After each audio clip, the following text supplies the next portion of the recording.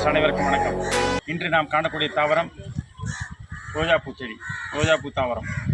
இது பிளான்ஸு ஒரே பிளான்ஸில் கிராஸ் பண்ணி எப்படி வளர்க்குறது. இது பாருங்கள், பன்னீர் ரோஸு, இவை டீ ரோஸு, எல்லோ ரோஸ், 3 ரோஜா செடி ஒரு தாவரத்தில். இங்கே பாருங்கள், இது கட்டிங்ஸ் போட்டு எப்படி டெவலப் பண்ணுறது ரூட்டை பாருங்கள்.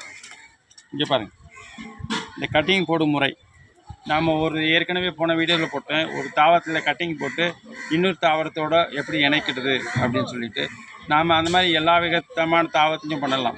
ஏற்கனவே நான் வீடியோ போட்டிருக்கேன், ஹைபிஸ்கஸ் ஏற்கனவே ஒரு வீடியோ போட்டிருக்கேன்.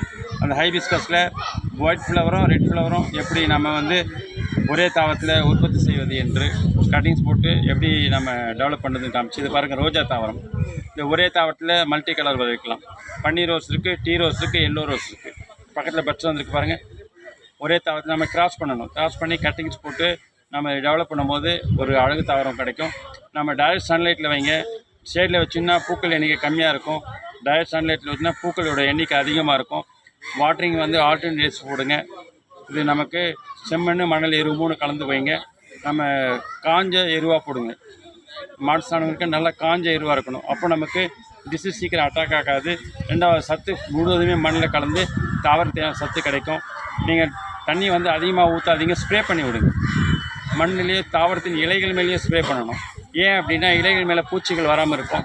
அதுக்காக ஸ்ப்ரே பண்ணிங்கன்னா உங்களுக்கு இந்த தாவரம் பார்த்தீங்கன்னா நன்றாக அடர்ந்து அடர்த்தியாக ஒரு அழகு தாவரமாக நமக்கு கிடைக்கும். நன்றி, வணக்கம். புதுசாக சேனல் பார்க்குறவங்க சப்ஸ்கிரைப் பண்ணுங்கள், மற்றவங்க லைக் பண்ணுங்கள், ஷேர் பண்ணுங்கள். நன்றி, வணக்கம்.